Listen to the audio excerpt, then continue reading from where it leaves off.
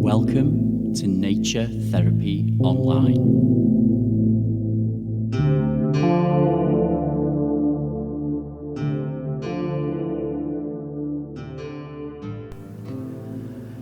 Hello friends, and welcome to another episode of Nature Therapy Online.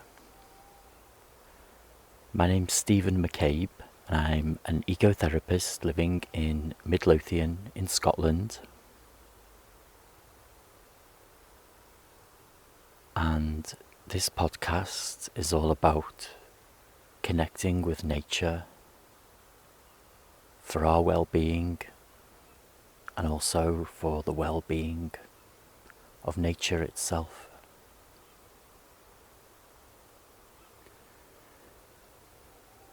You've probably noticed that I'm somewhat quieter than usual today. And that's because I'm outside and it's quite late. It's dark. Somewhere behind the clouds there's a full moon, but it's so cloudy this evening that I can't see any stars or the moon at all.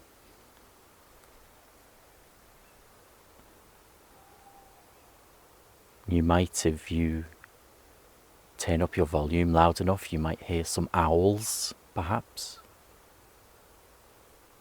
You might hear the river running in the distance and the wind blowing the trees.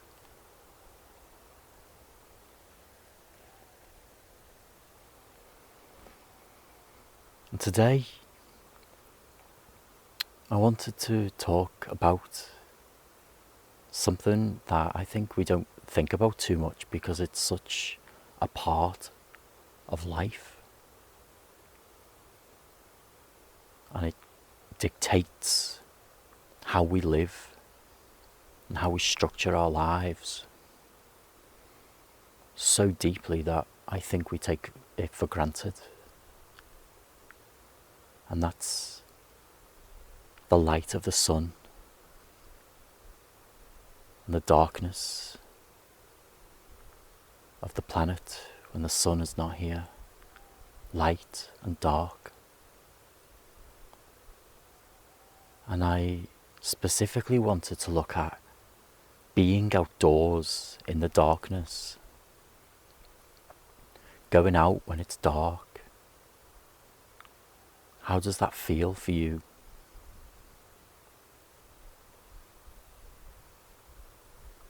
Are there some places that feel okay? Are there some places that feel scary? And if so, what is scary?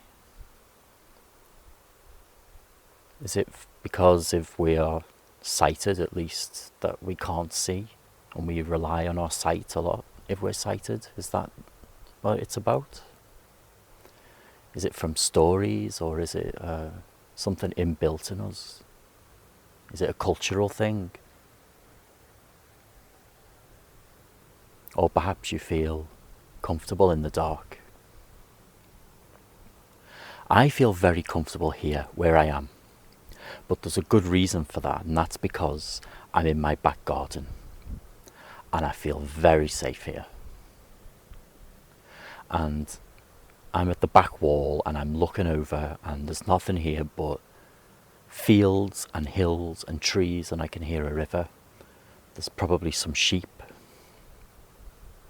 I've lived here long enough to know that when I hear a rustling sound that it's nothing scary. You know, at the most it will be a fox.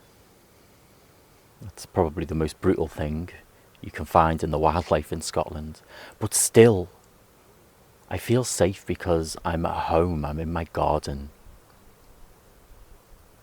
But I know if I was to go now and take a walk through this field over to the trees that I'm staring at, right over at the back of the field over the hill, I know I would be terrified. And I know that because I tried this not so long ago. I might have mentioned on previous podcasts the idea of a sit spot. So a sit spot, like SITSPOT, a spot where you sit, is it's an ecotherapy practice where you find somewhere outside in nature. It doesn't have to be in the deepest of nature, where you go and you sit regularly and you sit quietly and you just spend time there. You notice the changes. You get to know things up close. You get to know things in a way that you don't when you pass through. Perhaps wildlife might come to you when you're still and you become part of the environment.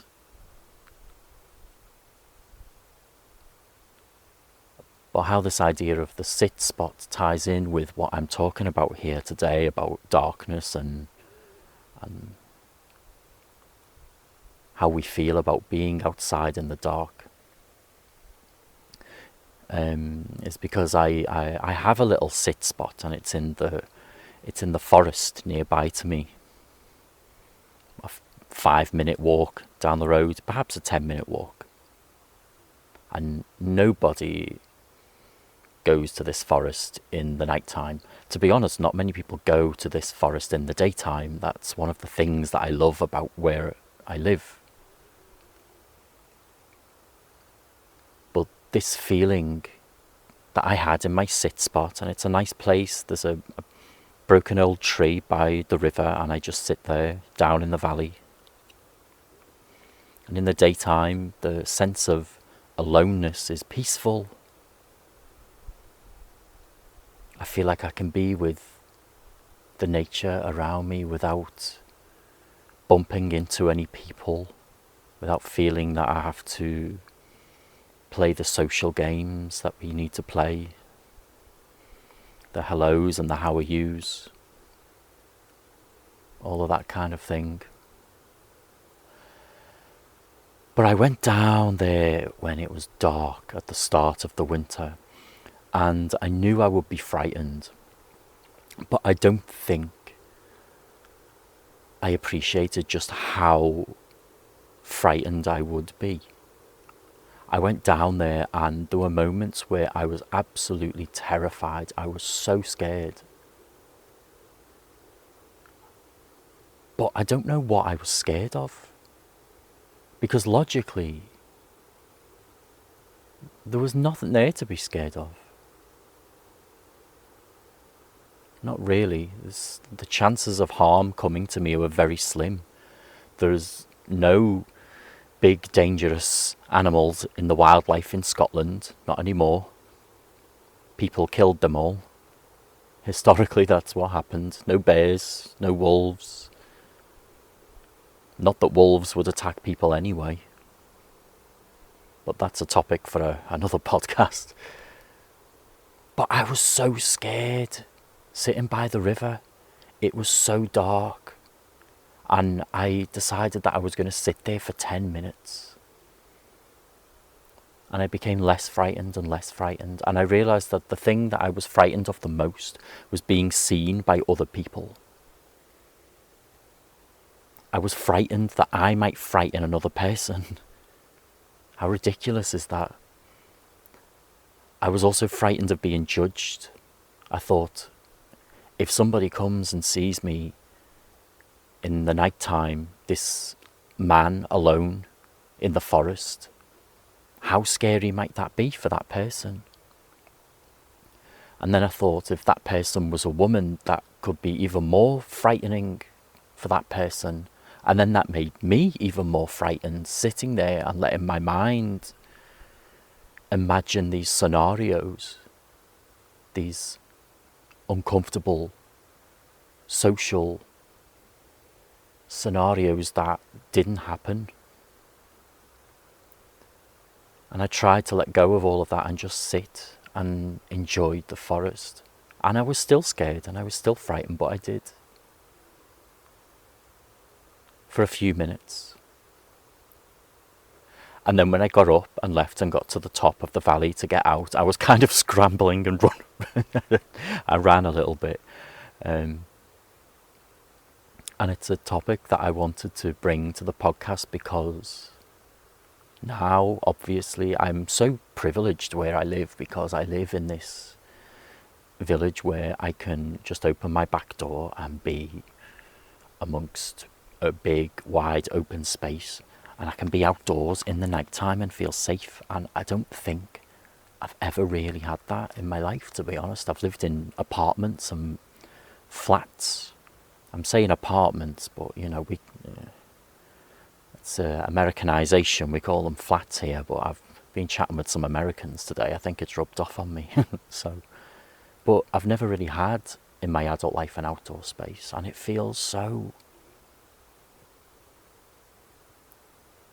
It's just a wonderful thing. And I wanted to put this to you as a little exercise for this week, something that I would like you to try.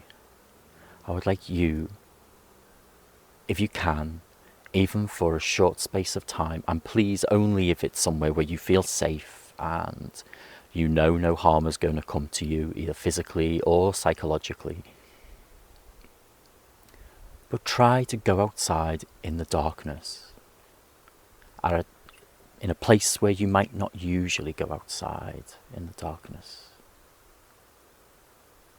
See what happens in your mind. Do you enjoy it? Are you afraid? Perhaps you're not afraid, but just note how differently you feel to when you go to this place in the daytime.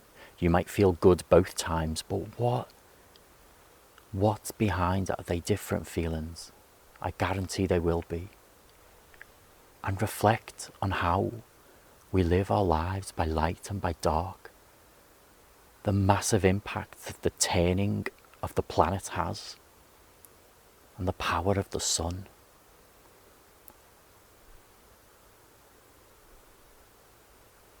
And even how the moonlight affects the tides. All this orbiting around in the universe. It's mind-blowing, isn't it? That's what we're doing. Sometimes, for me, ecotherapy is about that. Reminding ourselves of the most simple, basic facts that we know. We're orbiting around in the universe. And the light and the dark dictates our lives and how we live them. The light and the dark is so much bigger than us, and the planets are so much bigger than us. That's what I want you to do this week, friends, and I would love to hear from you if you do. I want to thank you for tuning in. The owls have gone quiet here. They can obviously hear me, so I'm feeling quite guilty. I'm going to go inside and let them get back to their song, their hunting. Thanks again for tuning in, folks. Take care. Bye-bye.